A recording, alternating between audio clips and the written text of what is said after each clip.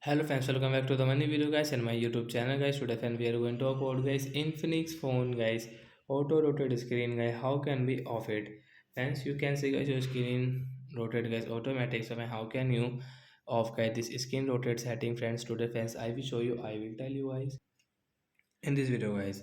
So before starting video friends, first of all go and subscribe the channel guys. Click the bell icon and like the video. So friends, now let's see how can we off guys auto rotate screen in Infinix phone device. So friends, we will on our phone setting guys.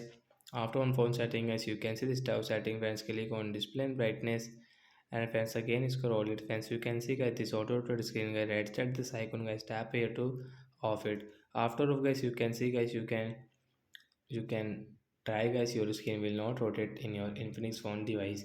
Screen rotate is off. So like that guys we can off guys auto rotate screen in Infinix phone device. So bye bye friends, thanks for watching the video guys.